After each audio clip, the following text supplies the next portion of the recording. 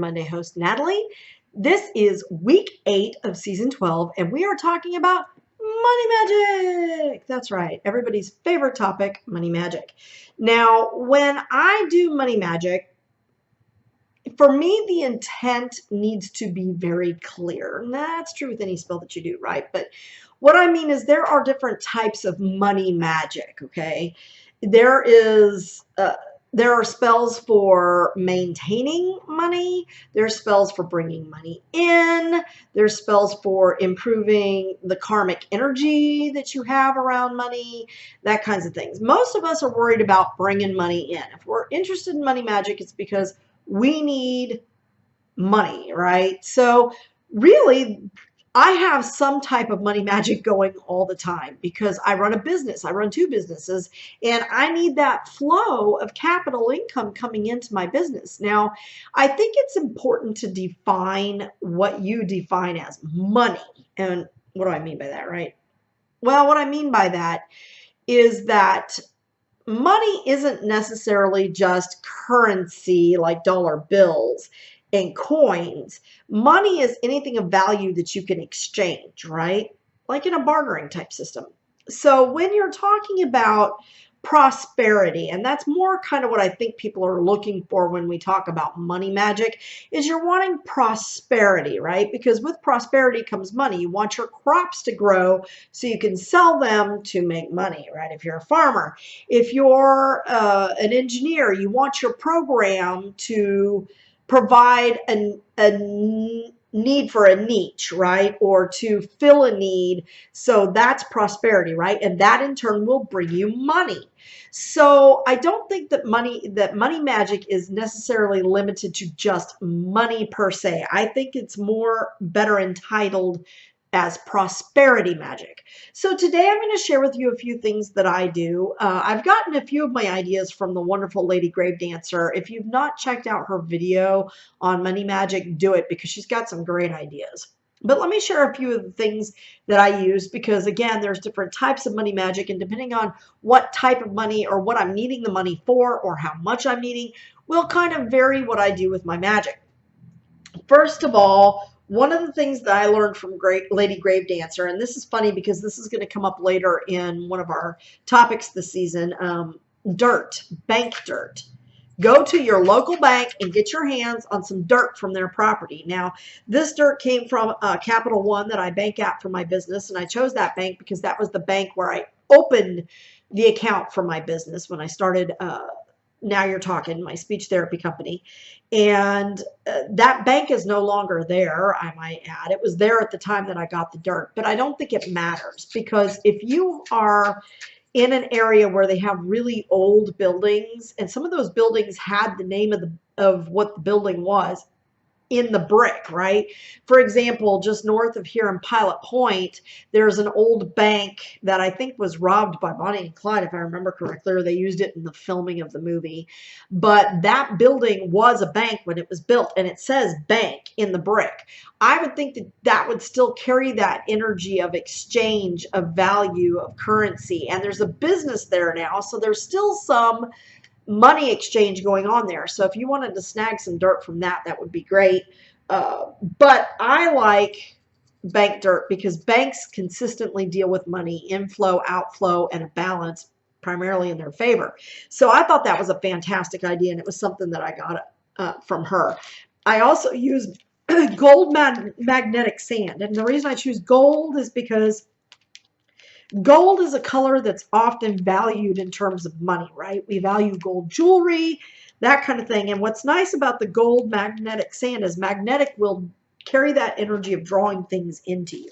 So what do I do with these things, right? Well, from Lady Grave Dancer's video, I learned to make a money oil, right? Now, there's a lot of stuff in here, and you're probably going to wonder what the heck is that white stuff, and I'll explain it to you. One of the things she recommended was eggshells because eggs are protective, right? Well, eggs themselves represent growth and prosperity, don't they? But eggshells are, your nest egg, right?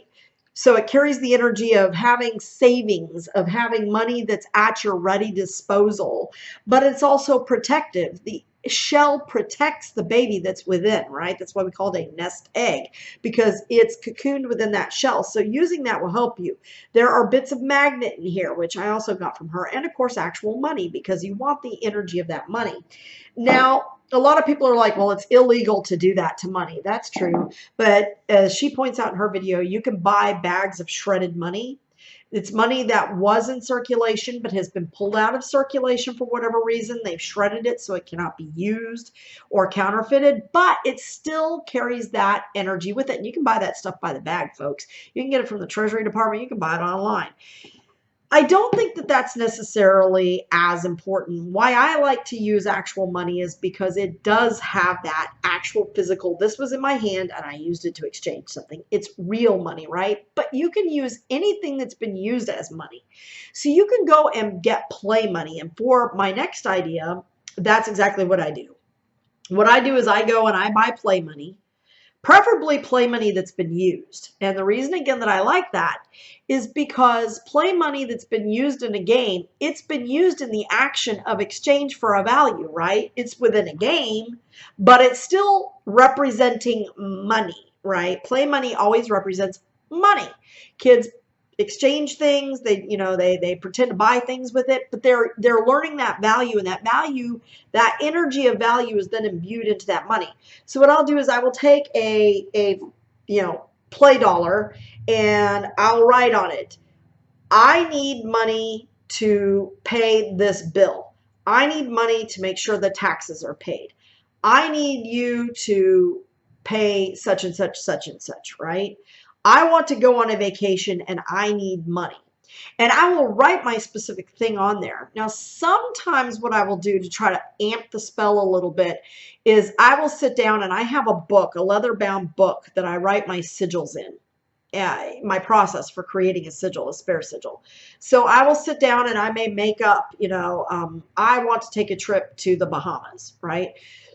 So I'm going to need money for that. So I will then, make my sigil based on that need or that intent. And then I will use that sigil to inscribe a green candle. Sometimes I will use silver and gold candles, right? These are great because they're party candles, so they're small. If you're on the go, you can use these. I don't know, looking at the camera screen, it doesn't look like the lighting's very good, but this is gold and silver. So gold and silver represent two metals that are value, right? We use them. We use gold and silver jewelry, so it has value. I use green not because of the color of money, because not all money is green, right? But I use it because for me it represents growth and prosperity.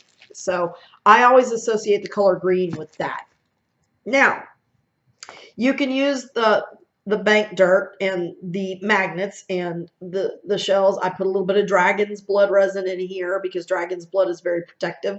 I want to protect my money, right? I not only want to bring it in, but I want to protect it. Sometimes I will add to that orange peels, like I'll crush up bits of orange peel and add it in there, because to me personally, oranges represent prosperity as well. Fruit was something that was considered a precious commodity because although it grows on trees, literally, it is not something everybody could afford to have. So oranges in particular, for me, for some reason, seem to carry an energy of money and prosperity. So I may use orange peels. I will also add bits of other people's oils. So for example, I have here some Crown of Success oil. So if I'm needing money to fund a venture that I'm doing, for example, if I was trying to open a shop and I need capital in order to buy products, to make products, or buy things to make products, or I need money to pay someone to put together, shelving or whatever, then I would use Crown of Success because I want my business to be successful. So I may add some drops of Crown of Success. I may also use attraction oil because I want to bring an attraction. I want to attract money to me, which is the reason that I use the magnetic sand, right? I'm attracting that energy to me. If I really want to imp up my spell work, I'll add a little bit of Vesta powder to it. Now, I may do that in terms of, sometimes what I do is I'll write the spell on the play money, right? And then I may sprinkle some of that oil on there, or I may actually just you know, rub the oil on the play money, and then I'll put the play money into the dirt mixture, right? I'll mix the magnetic sand with the bank dirt with the shells if I'm not going to use an actual oil like this, or I'll do both. And what I'll do is I'll anoint the candles and I'll anoint the dollar bill, and either I'll just light the dollar bill and put it in my cauldron. I will use my cauldron and I'll put some Vesta powder in there and just poof it. That's if I want it like right now. If I need fast speed money spell, that's the one. I use my cauldron, I use my Vesta powder, I get my oils, and I will write my intent with my sigil or whatever, even just the intent on that dollar bill, and I will torch that sucker in the cauldron.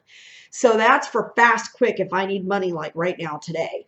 But if I'm wanting something that's going to draw the money in a little bit more, I may use a candle like this, and I'll inscribe it with my sigil. And then I will get some calling money, llama dinero, calling money incense, and I will burn the incense with the candle that's been anointed with the oil, rolled in the mixture of bank dirt and eggshells, dragon's blood, and magnetic sand. And sometimes I will even add a little bit of my own blood. These are Q-tips with my blood on it, right? So I'll snip off the tip. It feels remarkably warm. Must be coming from the computer.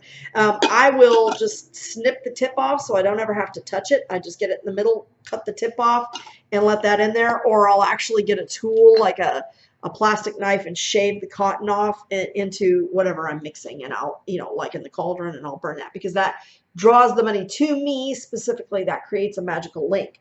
Now, some other things that you might want to consider using in your magic money would be herbs, and some herbs associated with prosperity would be basil and also mint. This happens to be spearmint. So I will add those into the dirt with the gold sand and, you know, the eggshells and whatever else I'm going to use. For each item that you put into that, you want to speak your intention into that. And same thing when you're creating an oil. You want to speak your intention into that. Why are you adding that ingredient? What exactly is it doing? Now, in terms of more of a long-term growth of money spell, what I like to do is I will take a green piece of felt like this, right? And I may cut it. I won't necessarily use one quite this big. But I will either fold it up and make a little hobo-like bag, you know, like the little money bags that they had, or I will physically sew it into a square, right? So I'll sew up the two sides like this, and I'll leave the top open to put my ingredients in. And what I'll do is I'll put in hundreds and 20s and 50s of play money. Even Monopoly money will work for this. You're going to put your sigil on the outside. I actually will usually put the sigil on the inside as well so that the energy is carried throughout. And I'll add in my bank dirt, and I'll add in my Vesta powder, and I'll add in my blood, and all of my other ingredients that I use pretty much the same ingredients. I'll put in some basil and some mint just to get the energy of money flowing. And then what I will do is I will seal the bag and I will bury it on my property or on my business's property because I want that spell to take root. When I do that, I usually do bury it at the base of a tree because, again, I want it to take root there. And I want that to represent growth of money. So when I make my sigil, I'll put my business is successful. I have a continuous flow of capital, and that I'll turn into a sigil and I'll mix it with symbols like the dollar sign or the cent sign or even the pound sign because money is universal, right? So I'll find symbols that represent money in other countries, the euro symbol, and I will add that into my sigil. I'll work it into my sigil. And like I said, I'll put that inside the bag and on the outside. I'll sew it up with green thread or gold thread. I actually have gold thread, and when I have my gold thread, that's what I use. And then I will bury that at the base of a tree on my property so that it gets the energy of taking root and growing. And I always do it on the property because you want it to take hold in that soil and for that soil to become fertile, right? So those are some examples of money magic. Another example of money magic you can see right here. This is one of the simplest forms of money magic that you can do. This is what's called a Rose of Jericho or a resurrection plant. Mine's kind of falling apart. what this is right now you can see that it's dry and it's closed. And I don't know if you can see it, but there is some money in there, right? Doesn't really matter what denomination you use, but you know, in my mind, the more you put in, the more you're going to get out, right? Um, I can only afford to put $1 in at this point in time. But what you do is you put a little water in your dish and you allow your plant to open, because once you get it wet, it will eventually open up, right? It turns a vibrant green and it opens up. And I will say, I am ready to receive money. And I will put money in there and then I will let it dry up and close. And what that does is that draws in the energy of the money to me, and it closes it up and it closes the money to me, right? So it is bringing me money. This is currently working. I have another one over here. I don't think you can see it. This one's a little bit bigger, so it may be a little bit better. This one's a little bit newer, but you can see I have money in there too. And I actually had this one in my home and this one at my office, but my husband recently insisted that I remove all of my things to the office. And so I brought this here too, but it's still working for my home. That was my intent and that remains. So this is my home and this is my businesses. And so I'll bring those things in.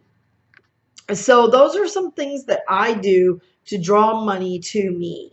Money magic, like any other magic, or prosperity magic, like any other magic, is going to depend on your particular needs and wants and what you're drawn to. I will just state that remember to keep your intentions clear. Why are you using this particular herb? Why are you using this particular item? And what is its purpose? And speak that to that spell. Imbue it with your life's breath and your magic, right? It's your energy and your intent that brings that spell to life. So like in any other spellcraft, with money magic and prosperity magic, it is very important that you keep that intent clear, because the universe has a funny way of giving you what you want. So I will always, speaking of that, I have certain superstitions around money based on things that I've read. If you've ever read The Monkey's Paw, you will know exactly what I'm talking about. So I will always include in my spell work and at harm none, because I don't want to cast a spell and then find out that somebody somewhere kicked the bucket and left me a bunch of money, because I'm going to feel responsible for that. And there's no way of being certain that my magic didn't bring that about. So, you know, I will always say, in harming none, it comes to me, magic now, money bring, you know, things like that. I will always make sure to put in there that I don't want it at the expense of someone else, right?